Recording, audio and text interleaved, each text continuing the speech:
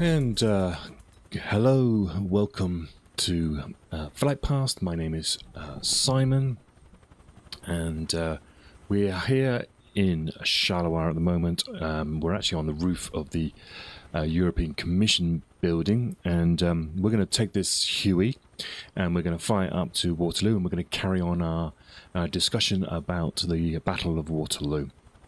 So if you have been following along, thank you very much. I'd like to say thank you to all the people who have joined. I see yesterday we managed to get a couple of people to join us on Twitch to follow, and we got ourselves up to around about 30 people now on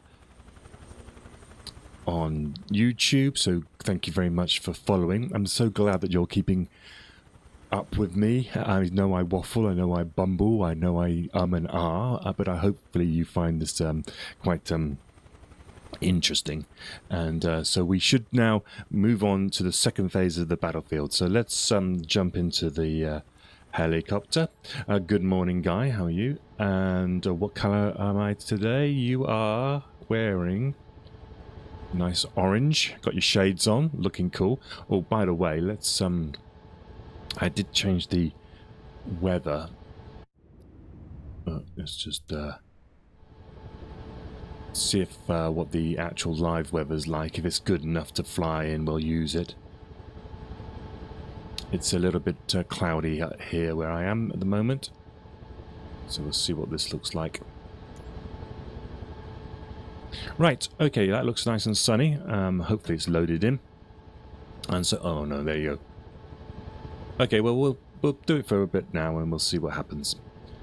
Right, let's stick the gyro on. I'm on the PlayStation 5, so I can fly one-handed.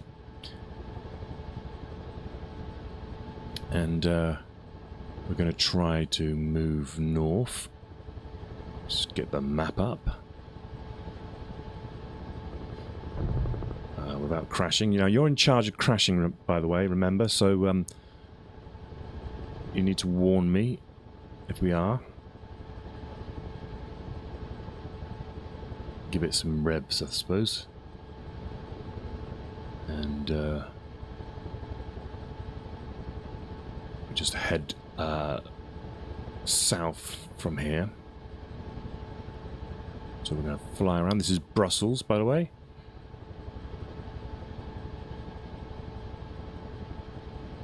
Okay. So I hope everyone can hear me. If you're new to the channel, just a quick heads up. Thank you for watching. And usually I find that people turn up and then they disappear after about a minute or so. So just to give you a heads up, we are in the Huey. I like flying in the Huey. It's a nice aircraft. It's got that whop about it. But what it also has is the Flight Simulator's got this satellite imagery and photogrammic imagery, and that's just come to North Belgium, and so it's a good time to do the Battle of Waterloo. Now we have been doing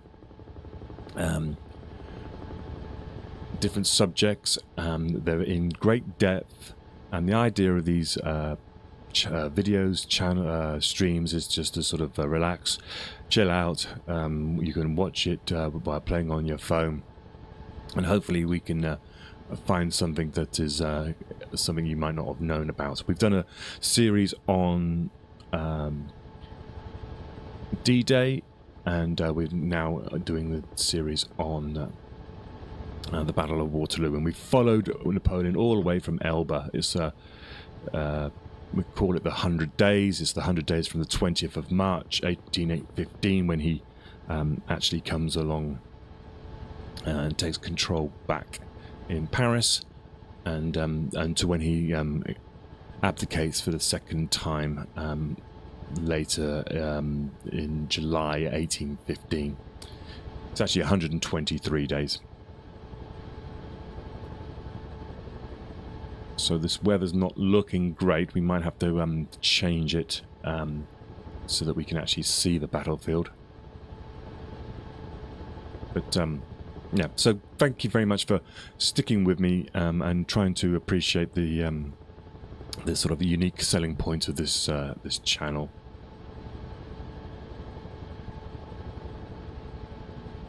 We're in Brussels, and below Brussels here is what was known as the Forest of Saulnier, and it was a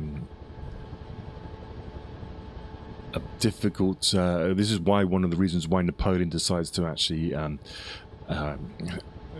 conduct the battle here at Waterloo, because he thinks that Wellington has got his back to this forest, which will make it difficult for him to do a clean reversal off the battlefield. Now, when we got to last time, we were talking about, and we started the battle. The battle began sometime between around about 20 past 11 and 12 o'clock. Loads of different people actually didn't notice the time or noted the time differently. But we concentrated last time on Hougoumont, the Chateau of Hougoumont on the right flank of Wellington, and then we looked at the farm of La Haye-Sainte in the centre of the battlefield. And these are sort of like some these unique positions, and the fighting is a sort of a seesaw thing going on all the time. It's a lot of light companies involved in it, skirmishing, rifle companies, and all that sort of stuff. But they were important positions, but that those battles would rage most of the day. And so Wellington spends most of the morning of the first few hours of the battle concentrating on the right-hand side of the field. And he was basically concentrating on that Chateau of Hougoumont, and he was supervising any reserves that went down there to prop up the position. He was giving some very handy notes to tell people that their barn was on fire and not to go into the flames. It's sort of things you really, really need when you're in a battle. But he's basically trying to sort of always be in the crisis points of the battlefield. And there's a difference in style between Wellington and Napoleon. Is that Wellington is there, he's with his troops, he's in the crisis point each point of the battle, and we'll see that Napoleon is a little bit set back. He's more of a head of state. He's not really conducting the battle on a sort of hands-on basis.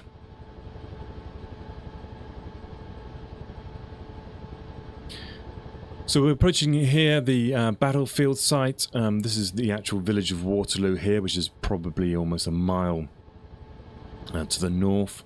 And you can see the right-hand flank of Wellington's position is kind of extreme right is over here where this white dot is, and then it goes across in this direction here. And there's a very subtle ridge, a line running across there. And over here we've got the forest, the Paris forest, as I think it's called, or the Paris wood. And where you see that Chapelle Saint-Lambert, that is where we've already had some patrols, Prussian patrols arriving, and so it's a race at the moment for Napoleon. He's trying to knock Wellington off this ridge here as quickly as possible, because he knows that the Prussians are arriving on his right flank and Wellington's left. Now, when we the original positions of Napoleon, we had de Erlon's corps on his right, which would be over here, in this area here, and he had Rail's corps on the left, which was attacking Hougoumont, which is down here, just where this dot is right there. So the weather seems to be holding up for now, and we'll just do a quick rotation around the position here, and get warmed up, wait for anyone to come in and say hello. If you have any questions, please ask them. I'm not sure if I will know some of them, but I will definitely get back to you with the answers if I can. I'm an amateur historian, so I just read a lot of this stuff, and I have done since I was a kid. So if there's any real experts out there, then please correct me or add a little bit if you can, and be part of the production of the show. This here is Hougoumont down here. So this is where d'Erlon's corps is. We had Jerome over this side on Napoleon's left flank with Foy's division in the middle, and then near to La Belle Alliance was Bachelot's division. And if we just spin around to the left here, we'll follow the French line, which is just below us here. We'll head towards the Belle Alliance. Let's dive down a little bit lower. And so this is the Belle Alliance. This is kind of like the road. It's on the road from Charleroi to Brussels. It's the centre of the French position. And on the other side of the road here, in this area here, would be the corps of d'Erlon. Now, and he was extending across this way towards the villages of Papelotte and La Haye. They're almost like hamlets, really, than anything. And they were kind of on the sort of the far right-hand side over here. Now remember, d'Erlon's corps actually hasn't seen much action so far this campaign. If you remember back to the 16th, there the corps that was supposed to be Ney's reserve, but Napoleon called him across to Ligny, and then halfway across to Ligny, just as he was impacting that battlefield in a negative way to begin with. He's actually called back to Quatre Bras by Ney, and he ends up his division, his corps ends up not helping anybody at that time. So of all the corps, maybe apart from Lobau's corps, they basically haven't seen any action so far in this campaign.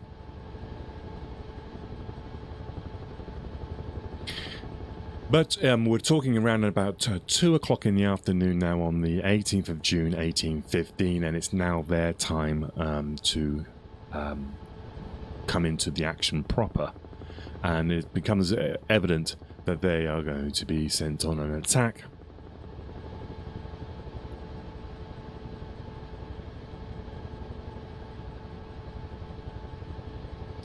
And why is it obvious? Because the Grand Battery, they line up around about 80 guns in front of this these troops,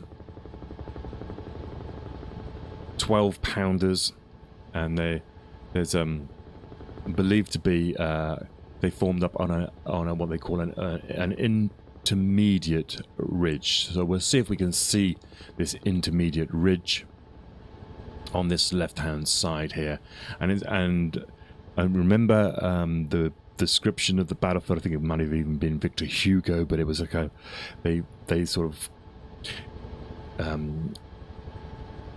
compare it to a sort of a sea, and you can see like a ridge here, and then another one back here. If we just pause, actually, we could just jump out, use the drone. It might be a bit easier.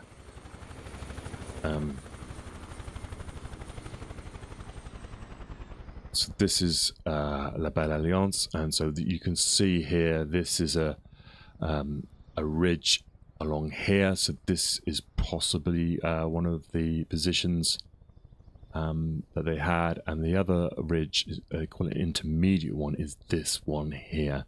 And it's probable that they actually moved their guns up to this position here to begin with. And there's around about 80 of them, 12 pounders.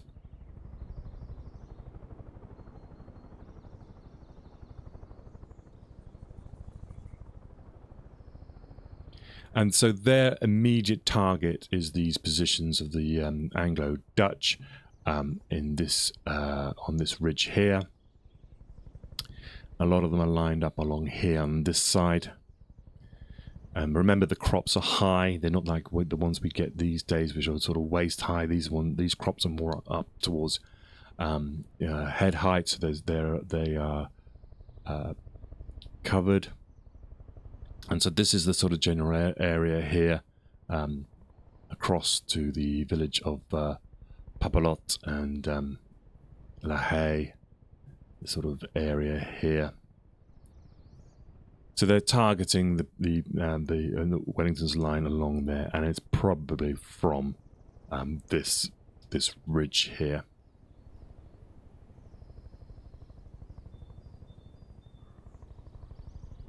They describe, yeah, because a lot of these people describe it as being around about 500 yards. So that's probably about 500 yards, do you think? I think it's probably about right.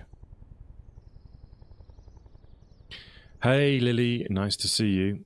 Thank you very much. Thank you very much for your kind words.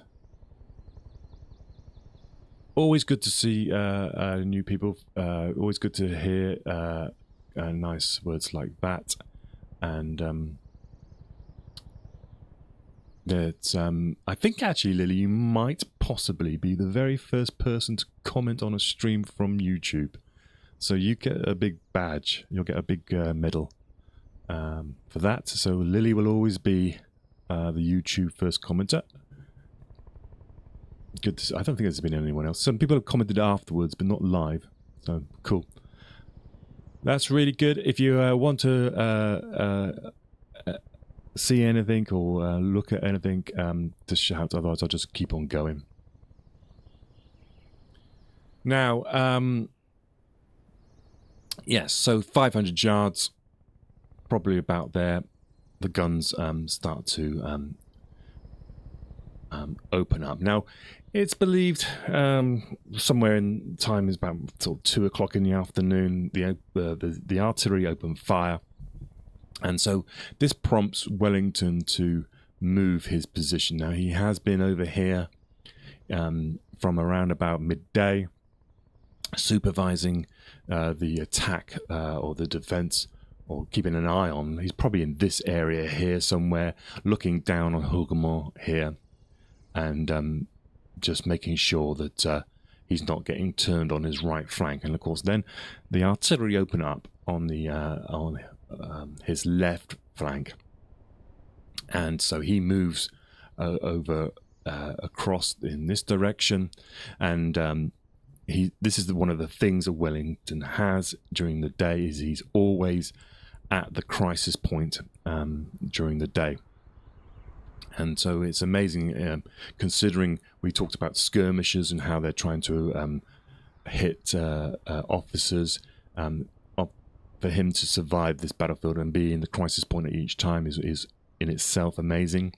And you see the amount of casualties that his staff receive during this battle. I think almost 2/3 of his staff are either killed or injured. And so for him to not come out unscathed is quite a miraculous thing, especially when you're an officer. Obviously, you're quite a recognizable figure on horseback. So the French artillery open up on this side of the battlefield, and they're concentrating initially on a Dutch-Belgium infantry brigade under the guy Bylant, and he was actually positioned slightly forward on this this crest of the ridge. Why, we don't really know. Possibly because they wanted to pretend that they had more troops here than they had. Remember, this isn't the Wellington was more concerned with his centre and his right, because he obviously thought that the Prussians would be coming up this road here from the east.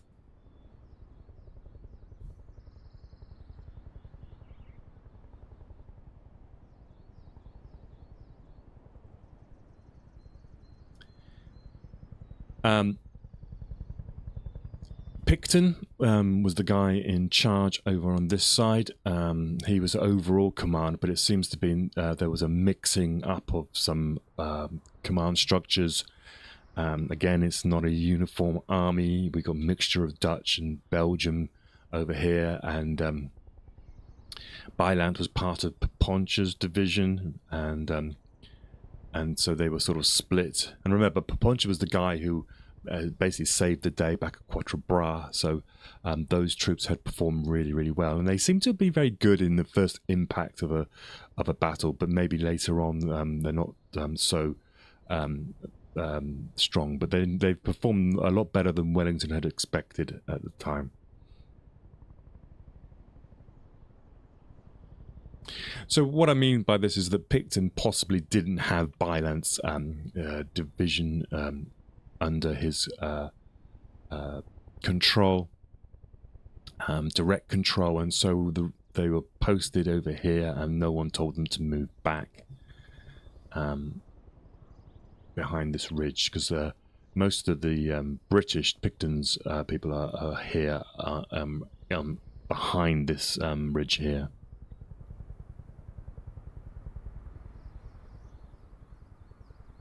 He had Kemp's brigade by the road, possibly in this area here. And then Pack's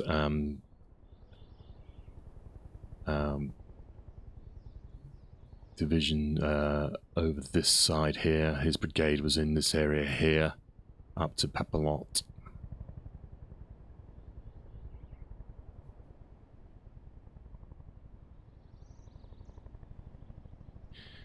Now, they say the reason why Bylance's brigade was in front is because the road here, which is called the O'Hain Road, is actually on this side of the slope. You see the slope, it comes up here like this, and you can see how it runs along the sort of top of the ridge here, but then pulls down in front, and this is why they're probably seen in this area.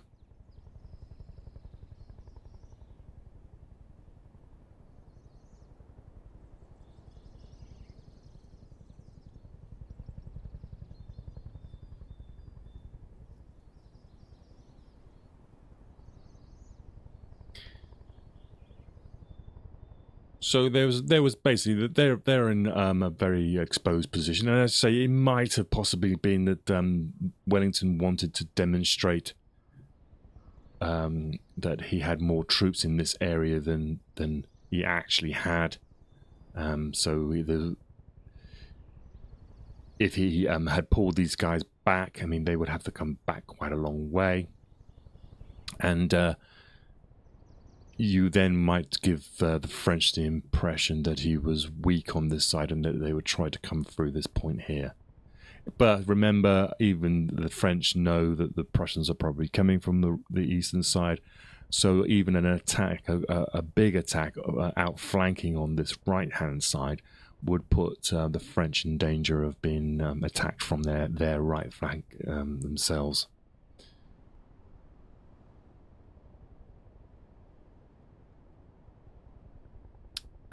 As for Papelotte and these villages over here, not much has been done to improve the defensive position of these places. And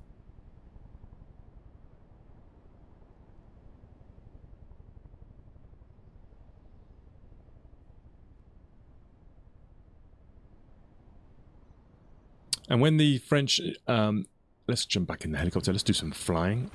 When the French started to open up their bombardment, Wellington's had given strict instructions to his artillery not to be drawn into counter-battery fire. He knew that if they did get into a counter-battery sort of tussle, the British and Dutch artillery would probably lose. And all you're basically doing is revealing your position and wasting ammunition.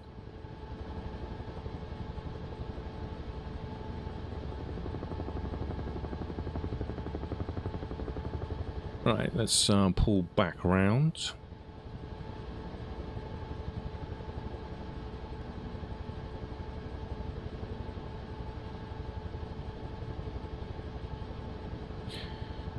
So we say around about 2 o'clock. We believe that then that the French tirailleurs of the Erlon's Corps, and the tirailleurs remain of these like skirmishers. They're a cloud of skirmishers operating in pairs, moving forward, trying to dominate the battlefield and deny the enemy other key aspects. So they will be moving across in front, trying to harass any formations in front of them, and they were joined by some of the tirailleurs from Bachelou's division, who was in Rail's Corps just on the other side of the road here. And they're trying to attack La Haye-Saint, remember, as well.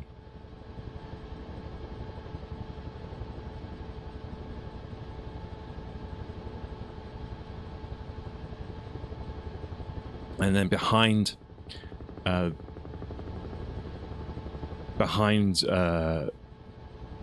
these skirmishers then come the columns of d'Erlon's corps, and they are described as coming from this slightly west of the Genappe road as far as Papelotte. So we're talking in sort of west. The road is here. So I think they're coming towards La Haye-Saint, and on this other side here, the eastern side of the Genappe road.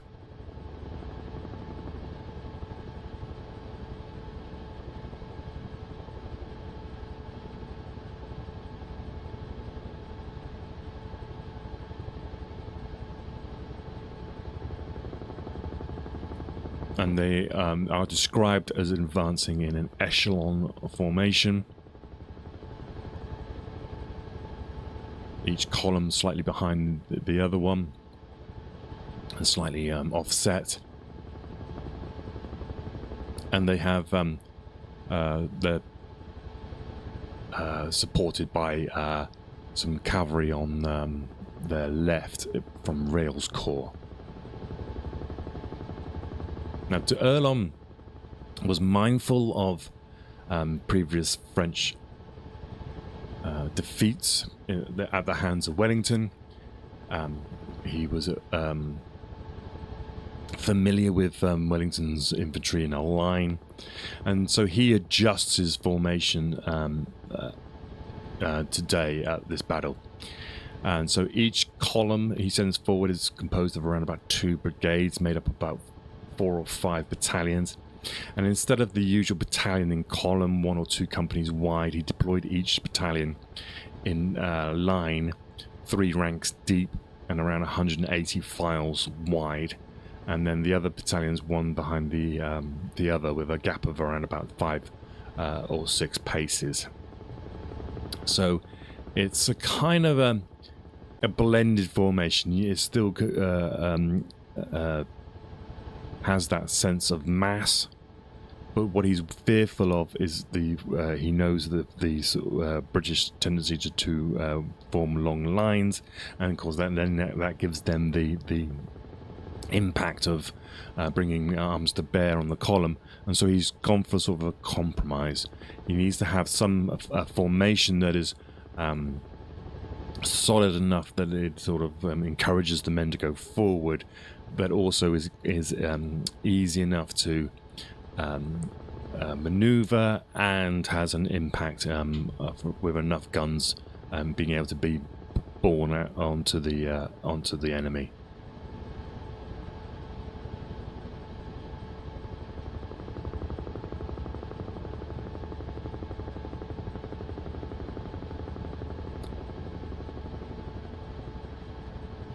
Right, let's what I'm going to do, and then we're going to spin around here, and I like to take a break every 20 minutes or so I can break this up and put it onto YouTube later for people to watch in bits.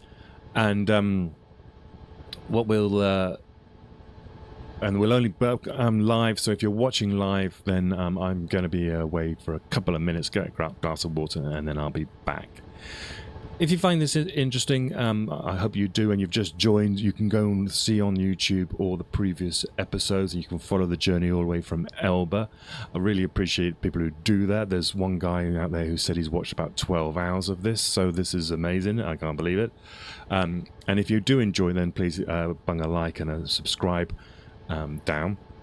And I'm trying to keep it sort of casual, keep it live, so that you can, if you want to join in, then please do. You can join in if you've got a flight simulator. You can come and fly live with me. I'm on the European West server. So, so stay with me then, and I will be back in a couple of minutes. And if you're on YouTube, I'll see you in the next episode.